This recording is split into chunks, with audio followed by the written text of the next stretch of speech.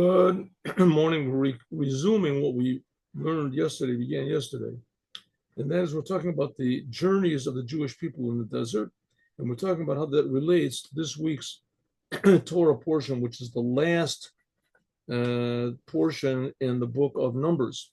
And when we finish reading, we say, Chazak, Chazak, Benit Chazek. Every time we finish a book of the Torah, so the whole crowd stands up. We read the last sentence in that book, and everyone stands up and it says, Chazak, Chazak, Benit Chazek. Be strong, and we will be strengthened.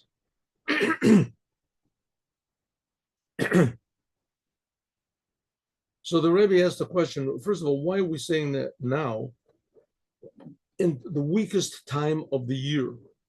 This is in the 3 weeks when we're remembering the destruction of the first and the second temples, and that we've been in exile because of that for the last 2,000 years.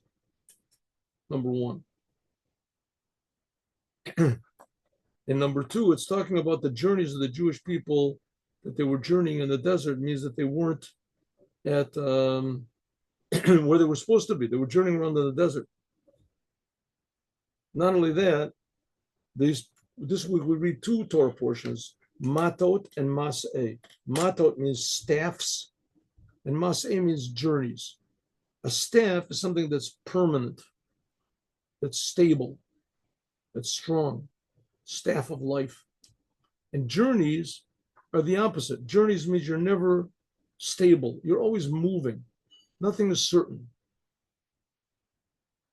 And when do we say, be strong, and we will be strengthened? When we finish reading about this Maseh, the weak thing is traveling in the desert. So why be strong? So the Rebbe said, there's 2 types of strength. One type of strength comes from God, and the other type of strength comes from you. The strength coming from God is something like God took us out of Egypt, God gave us the Torah, God split the sea, God is our friend, God helps us. The other type of strength comes from us, that we realize that we have to serve God, and God put the thing into our hands, and we have to do.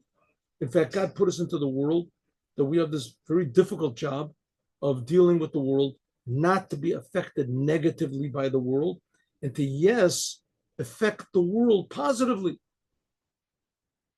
That despite all these different changes, the world is constantly changing and challenging to us in different ways.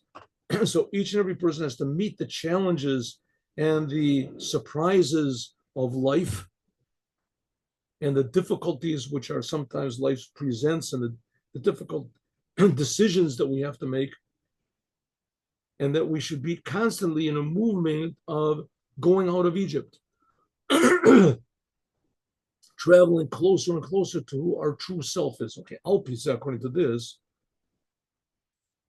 now we can explain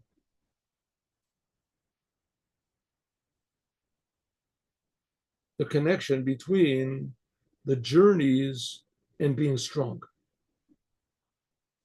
Since that the power of the Jewish people and the strength of the Jewish people, when there is opposition, is felt even more when we have a stronger opposition. Masa B'nai Israel, this is the journeys of the Jews that went from the land of Israel to, that they went from the land of Egypt to Israel. So you say, see that person, he's strong. How strong is he? Can he lift up 100 pounds? No problem. 200? Yeah, no problem. The heavier the burden becomes, the more effort he becomes, the more he requires strength. The more he demonstrates strength. So finally it comes out, see that building over this? Whoa, I never dreamed a person could lift up the whole entire Empire State Building. That's just makes no sense. How could a person lift up the whole thing?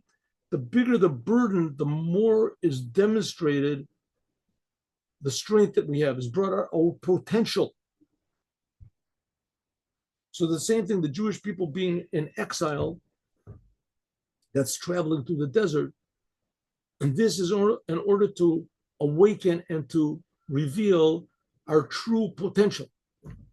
Not only that this power unlimited power of holiness is drawn down in the whole world without considering the world at all. Now the odzot be even more. Sheyeshno, there is itaskut kama midnaged, that we can also negate any opposition totally and to transform it to holiness. Maybe the best example we can have of this, I mean, it's sort of in our time, was the 6-Day War. When there was the 6-Day War, so the whole world abandoned us, right? America left us, and the Russia was helping the Arabs, supplying them with these rockets and some of this, and Israel was totally alone. We were alone, and we were outnumbered, I don't know, 10 to 1, 20 to 1, and we were outgunned, right? 10 to 1, 100 to 1. They had more planes, more missiles, everything, right?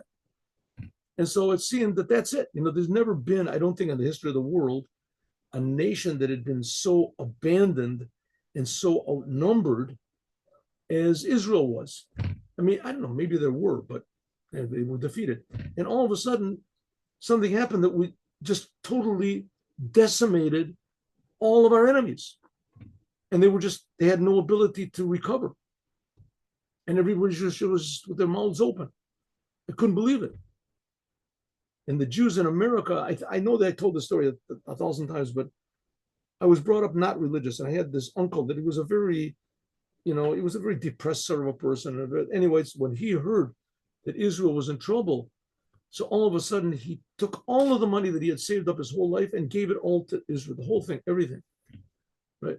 Gave everything that he had, gave it all. And when there was the miracle, that they were victorious, as people that were never religious, that were anti-religious, suddenly became putting on tefillin and going to the hotel and, you know, doing the commandments and keeping Shabbos. It was just amazing, right? It was amazing. Till the Israeli government threw a bucket of cold water and everything and said, "What are you getting religious for?" Was our pilots? Okay, that's the downside of the story. But the fact is that when we saw that the power of the creator of the universe not only does not reckon with the enemy that is not there, but he can even transform the enemy and transform it to holiness. V'shleimet, the whole true. And that same God is still with us now, by the way. But let's at least, here we're talking about a personal scale, not on a political scale. This true power of God, namely that God can help us in this physical world, in our own individual lives, not only to eliminate the opposition, but to transform the opposition. This is found, it's demonstrated by the uniting of these two Torah portions, matot and maseh. Matot, the main thing of matot, like we said, is the staff. This is the holiness of God, which is above any limitation. Like when God took us out of Egypt. But since that this power is only from God, it's not relevant so much to the world. Amenaged. Therefore, lo mitchashvim bo. Therefore, the Jewish people, when they got out of Egypt, so it's true that God decimated the country of Egypt, the people of Egypt, but he didn't transform the power of Egypt, which is inside of us. So the Jews got out of Egypt and they took Egypt with them. And they say, we got out of Egypt, but Egypt didn't get out of us. We didn't transform anything. God did the whole thing himself, and we celebrated every year the holiday of Passover. God chose the Jewish people. It was amazing. And he took us out of Egypt.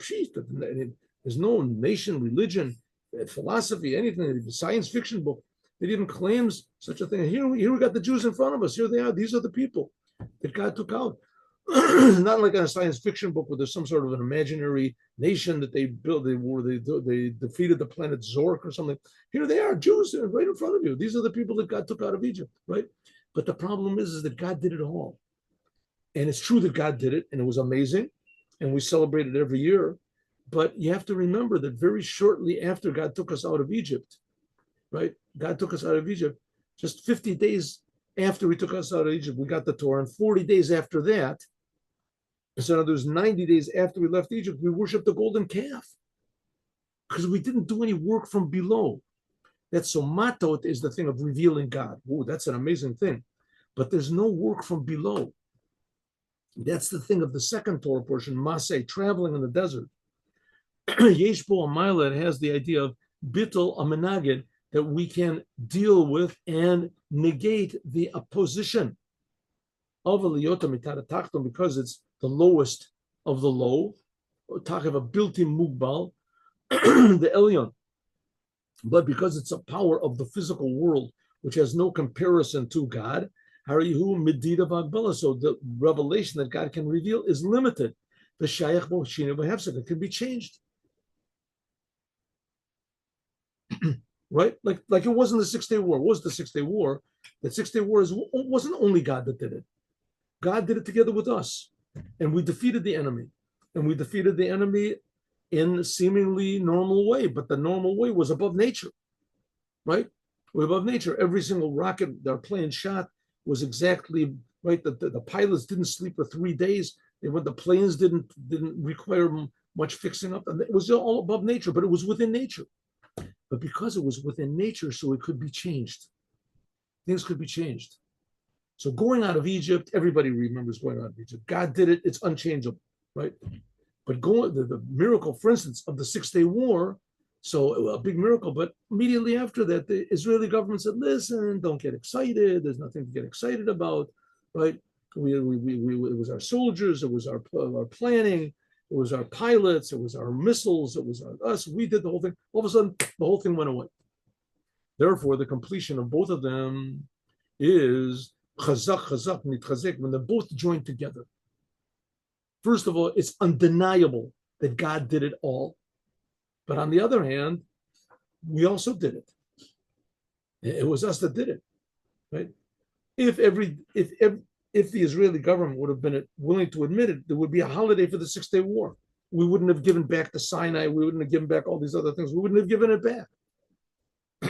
We wouldn't have given away Jerusalem. We wouldn't have given away, right? The whole world would be afraid of us, and they'd know that the God of Israel is working together with us. That's permanent. That would be permanent. If only they would admit that it was God that did it. Then there would be joined matot, the godliness from above, the staff of power would be joined together with Maseh, what we do, the journeys. Then there would be the two things, the power of godliness from above and the power of the negation, dealing with face to face the enemy by means of our work. Both of them together, right, they would negate the enemy in such a way that it would be in a way of eternal and constant. The whole world would be afraid of the Jewish people. Why? Because everybody would know that we're God's people. That's the whole essence of what Judaism is. That there's a people in this physical world that are God's people. And they want to come and tell everyone that you're also a creation of God. God loves you. You haven't got the same responsibility as the Jews do. But nevertheless, the responsibility of the Jews is to tell the whole world how much God loves them. And that God gave everyone in the world responsibility, the biggest gift of all, biggest gift possible. But there has to be the joining of both of them. First of all, the greatness and infinite reality of God that negates the world. And at the same time, the efforts of the Jewish people to deal with the world and defeat the world and bring them both together. There has to be both together. So we won't make the mistake of the 6 Day War. We did it all ourselves. Or the mistake that they went out from Egypt. God did it all himself. Let God do it. Right? What about me? So one eliminates God and the other one eliminates us. Right? Us, God did everything, took us out of Egypt. Okay, now where are we? We're in the desert. We don't feel God. So what are we supposed to do? Right? There's no God. Confusion. Worship the golden calf. So when you join the two together, matot is that God does everything, and maseh is that we do everything. You join these both together, and then you have permanence. And that's why we can say that this joining of matot and maseh is in the fourth book of the Torah, number 4.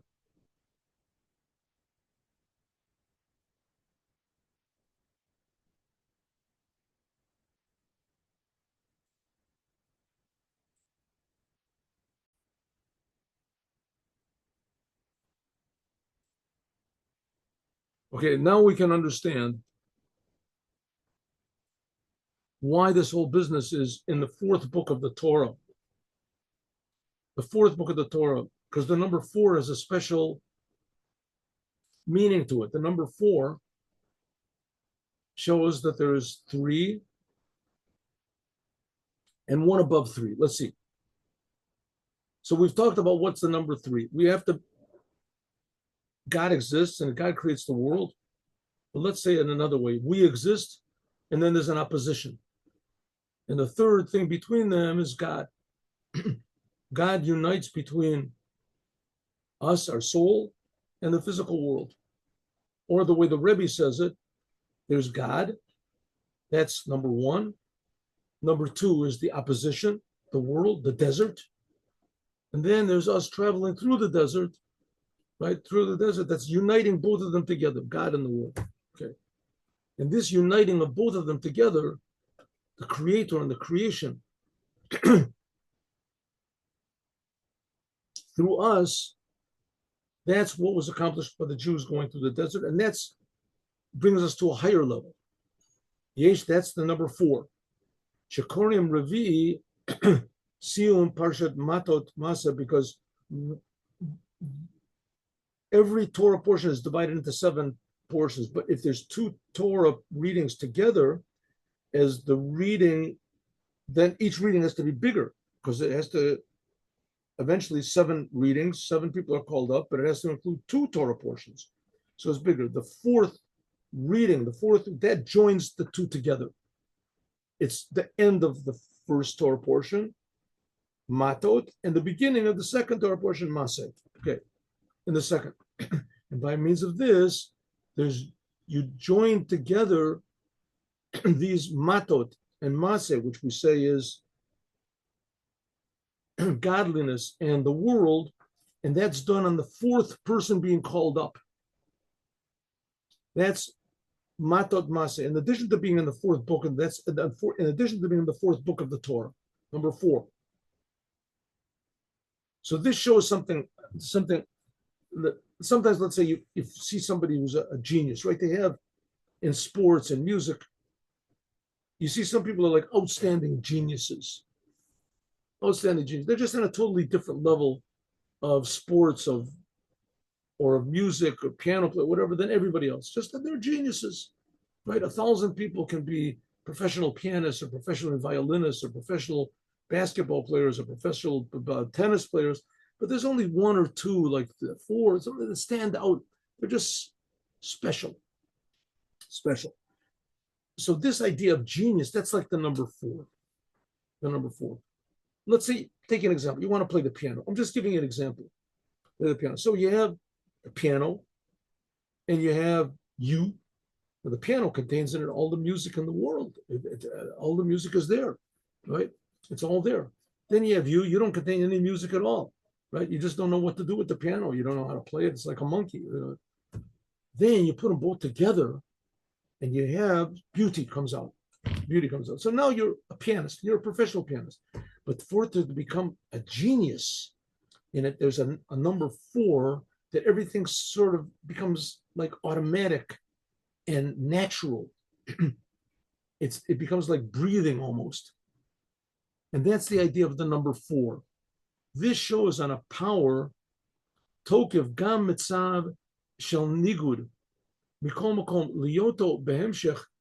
Again, even though the number 3, this indicates on power, and it shows that you have overpowered the opposition. But nevertheless, liyoto behemshech, but because it came after this number 2, and it was after the battle, number 3 comes after this conflict between yourself and the world, or being God and the world, is nirgeshet, you can feel, and it also a connection. You're still connected to the battle. You're still connected to what was before. Kolom, in other words,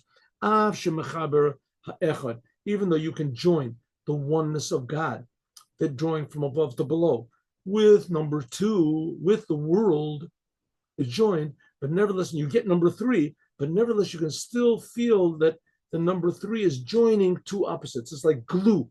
It's sort of like number 3 is like an extra thing. Huh? It's like an extra thing. Like when something breaks, You put glue on it, so it's not really the original thing like it was before. Right? It says, therefore, the completion of power and strength and identity from above and from below together.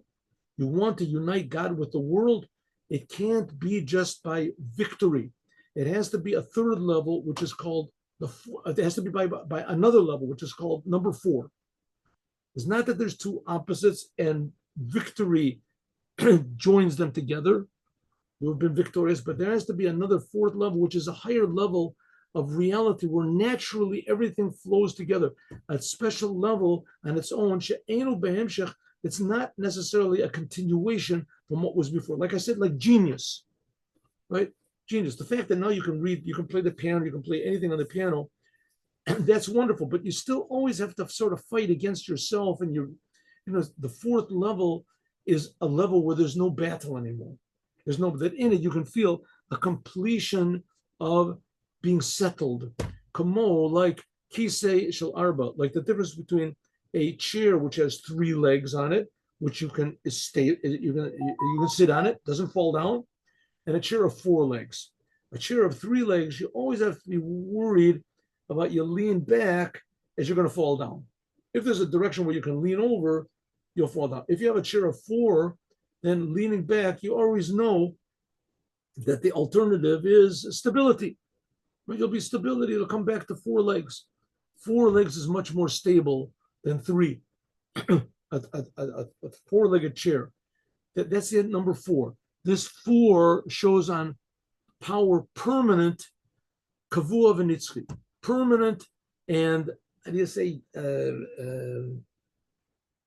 and well-founded unity of God with the world.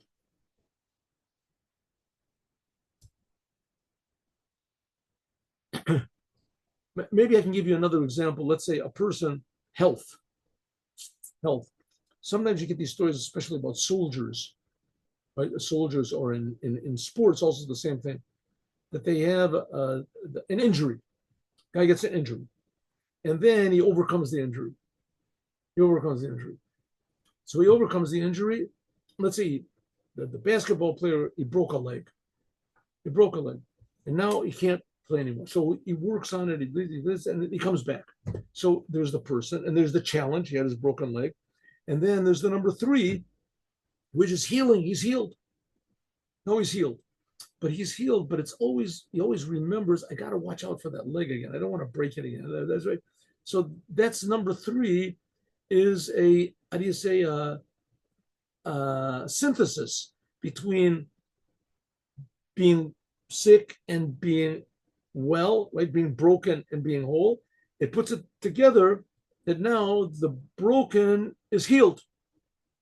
Huh? So you've unified being broken and being healed. But still, you always remember that it's a false unification. It's not sort of permanent. And that's the number 4. The number 4 is you return back right there. You did great today in the basketball game. How do you feel? A broken leg. Broken leg. What? Yeah, right. He doesn't remember it at all. It's not part of the. So this is especially this is stressed especially in the number 5. 4 to 5. 5 books of Moses. When we move into number 5, this is even a higher level of unity and health. Shabbat Parshat Matot Maseh, then in this Torah portion of Shabbat Matot Maseh, we begin to read at Mincha, the 5th book of the Torah. The 5th book of the Torah, this indicates even a higher level of completion. Hosifu Yetera b'Shabbat Zu, and this is added on in this Shabbat at the end of the 4th book of the Torah is the month of Av. The month of Av is not like in many years. This doesn't apply this year, by the way. And Matot Maseh and Shabbat Mavorchin Menachem Av, and the end of the month of Tammuz. That's not that way this week. Let me just have a look over here. This Shabbat is Shabbat. I should have looked at this before, but I didn't. Okay, we go. This Shabbat, coming Shabbat, is the. What's going on over here? 1 second. There we go. Yeah, this Shabbat. No, it's not so. 19, 20, 20. Okay, this Shabbat is the 26th. Is the 26th day of Tammuz, and the beginning of the month of Av is on Tuesday night. Not this Tuesday night, coming Tuesday night. The month of, okay, here we go. So that's what it says. So therefore, the end of the book of this Torah, of the fourth book, is in the month of Av. This year, it's not going to be that way, like I said. No, we are, by the Rebbe, Shabbat Mavorchim was last week. By us, Shabbat Mavorchim is this week. Okay, it's month, not like in many years that Matot Masa is Shabbat Mavorchim, Menachem Av. That's what we're doing now, at the end of the month of Tammuz. That's what we do now. We're reading Matot Masa, and it is Shabbat Mavorchim. This is the fifth month. Can you do it like it's known? That the fifth month is the Darga Hachi Nalit. It's the fifth month of the year from Nisan. From the month of Nisan, Av is the fifth month of the year. Nalit. Shemale Memedrida Vahagbala Lamaila, it's above any order of creation. Hachamishit, the number 5, goes to Paro. As Periov is Galin Mene, there is revealed all of the lights. So the first month of the Jewish year is Nisan, and the 6th month of the Jewish year is Av. And the 5th, it says in the Torah that the number 5, Joseph said when he saved Egypt, he said 1/5 of everything goes to Paro. Number 5 is a level which is above unity. This is the power to rejoin all opposites together and join the below to above and make them totally one. Chazaka kashura b'sefer shlishi chibur echad b'shtayim. So we have 3 different types of unity. We have number 3 unifies 2 opposites, but you can feel that it's unifying 2 opposites. We have the number 4. The number 4 is, if you want to call it genius, this is that you don't feel that there was opposites, that nothing was unified. And then you have number 5. Number 5 is the whole purpose of the whole thing being revealed. The whole essence of what God is to be revealed. That's the 5. To Paro means everything is open, revealed. A new level of miracles that has never been revealed before. That's the number 5. So what's the Rebbe saying? That we're not just in this world to rearrange things and to put the puzzle together and that everything is wonderful. As soon as you put the whole puzzle of this world together, then all of a sudden everything changes. Everything, the whole entire world changes, and we suddenly see what reality really is and how much potential we really have. And we really feel the love of Hashem and everything. 5. Chapter 5. Hey, Alpis, according to this, now we can understand the connection between chazak, benit chazek, be strong, and we will be strengthened, to the 4th book of the Torah. That we are finishing in this Shabbat Parshat Matos Maseh. It's the whole idea of this time of the 3 weeks. Okay, the Rebbe is trying to reorient us. He's trying to tell us that God is sending us a lot of messages over here that were much more important and real and good and, and powerful than we can possibly imagine. The Rebbe is trying to reorient us to know that he put the whole world in our hands and that and he didn't make a mistake. We've got the power to change it. How this is going to happen, we have to do it together with God. But nevertheless, it has to happen and it will happen. And that's hinted at number 3, that we can unify opposites. By number 4, we can be above that. And when number 5, we can reveal big miracles. Now we can understand this chazak, benit chazek, the idea of be strong, and we will be strengthened with the 4th book of the Torah that we finish in this week's this Shabbat. And how is that connected to the 3 terrible weeks that we remind ourselves of the destruction of the first and the second temple? What's the connection? First of all, we have to remember this tachlis, the whole intention of why God destroyed the world. Why God destroyed the temple. Why God destroyed the temple. and why God put the Jews into exile. That's the whole content. That's the theme of these 3 weeks is Almanat Lavo, in order that we should come to a higher level, namely building the third temple and the third redemption. The Jewish people have forgotten that we are special. Mala v'shlemut shemudgashet be'inyan chazaka. That is what is stressed in chazaka, being strong. The third chazak, v'nit chazak, we say it 3 times. That hints at the third temple and the third redemption. What does it mean? What does it mean? The third redemption. We were exiled once into Egypt, we got out. Then the first temple was destroyed. We were exiled to Babylon, we got out. And now the second temple was destroyed, and we were what's called in the exile of Rome. And we're going to get out of that. That's going to be the third temple. The explanation is like this. The whole idea of the future third temple, which it says, Mikdash Hashem konani yodecha, this is the holy house of God, that God is going to make himself, yodecha, with 2 hands. When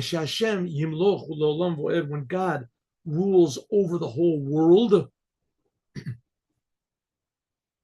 in the future, shekal amalucha, that the whole rulership will be his.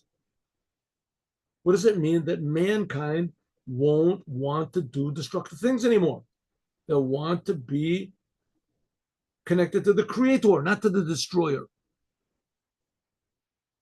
The whole world will be his. That's the third temple. So therefore, we said a lot. This is already said. When Moses took the Jewish people across the sea, they sang a song. And in the song it says, Mikdash Hashem konani yodecha, the third temple, God, you will make yourself.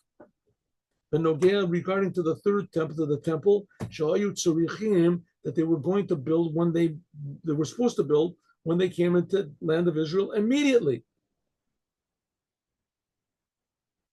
The Jewish people were supposed to have gotten out of Egypt, built the tabernacle, taken the tabernacle into Israel, and immediately build the temple. The first temple would be eternal. What happened? The Jewish people left Egypt. They built the tabernacle as planned. As planned, they built the tabernacle. And then they got up to the land of Israel, and they said, we don't want to go in. We're not entering. They don't want to go in. So God said, okay, you wander around in the desert for 40 years, maybe you'll change your mind. So they wandered around. They were supposed to go into the land of Israel and immediately build the temple, but they didn't. They went into the land of Israel, and 440 years later, King Solomon built the temple. 440 years later. All that time, there was the tabernacle was in different places. It was in Gibon and Shiloh and Nob and Gibon. What is it? And Gilgal. It says, Ilu Zacha Yisrael, if the Jewish people would have merited, Kivan Sha'ala, Parsot Reglam, as soon as their feet touched the sea, right, they left, they would have gone into the land of Israel. They would have received the Torah, gone into the land of Israel. Then going in the land of Israel would have been by Moses, and it would have been an eternal redemption. And the third temple would have been eternal, first temple. We can say, that since all of everything in the Torah is true, and it's eternal, including even the things which were brought as a kosal kodaita. I thought, if the Jews would not have sinned, then we would have gone into, but it says in the Torah that there is such a thing. The Jews could have immediately gone out of Egypt, crossed the sea, and immediately gotten the Torah and come into the land of Israel. Ilu zachu, if they would have been merit, if would have had the merit. Some people say zachu means if they were lucky. In any case, because it's mentioned in the Torah, even though it didn't come to pass, but if it's mentioned in the Torah, it's true and it's eternal. So therefore, it must be even right now. even after the destruction of the temples and we're in exile. There is this idea of the future total redemption and the eternal third temple, which will be powerful and real right now. Is because of Elyon Bilvad. When the Jews left Egypt, it was only God was with them. And therefore, Ba'olamo Shel Tachton, in the physical world, there is Chorban B'Galut. Because when the Jews left Egypt, so God did everything. So as soon as it was up to them, they didn't know what to do. They didn't have any power of their own. Like we said, just like something like the 6-Day War. God did everything. As soon as it was up to the Jews, what did they say? The whole world was afraid. Tell us what to do. We'll give you anything you want. What did the Jews say? We want peace. We'll even be willing to give you land for the peace. We'll give you anything you want. Just please, we want to be peaceful. We're weak. We're small. We're tiny. It was just an accident. We didn't mean to win. We lucky we won, but yeah, I mean, I'm sure you understand us. And all of a sudden, they just started giving things away because everything came from above. Everything came from above. And the people, the same thing the Jews left Egypt, right? As soon as they had a chance to be alone, they worshiped the golden calf. They just went crazy. And that's why there was this destruction in the temple, because we haven't gotten to the point that we have to be strong ourselves. We have to awaken inside of us the courage and the defiance, which is essential for Judaism. We can't be relying totally on God. And if we did have that, then there wouldn't have been the destruction of the temple, etc. But Le'idach, on the other hand, Lo must speak, it's not sufficient, the power of the redemption of the third temple just from us alone. The Kavan says that Tachton, since that we are Medud v'Mubal, we are limited people.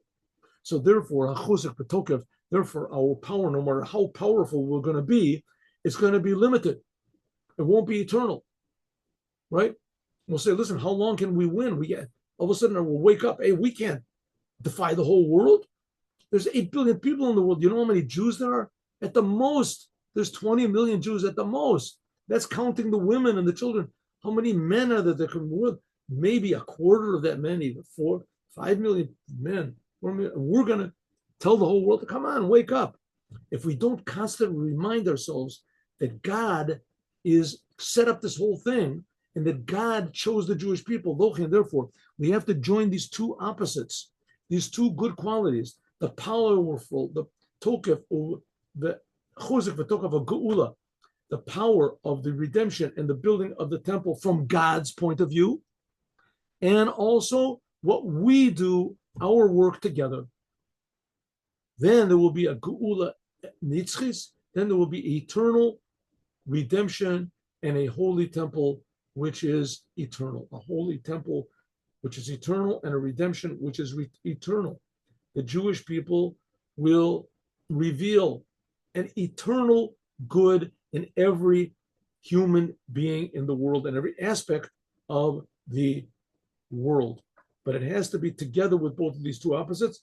And that's going to be the number 5. And that we're going to talk about tomorrow, God willing. That's the whole difference between the first temple and the second temple and the third temple. Number 3. The first temple that came from above by King Solomon. That King Solomon was holy, everything. There was no problems. The second temple came when the Jewish people came from land of Babylon with Ezra. Then we did tshuva. The third temple is going to have both of them together. The holiness from King Solomon and the arousal of repentance from Ezra, the second temple, will be both together, as we will learn, God willing, tomorrow.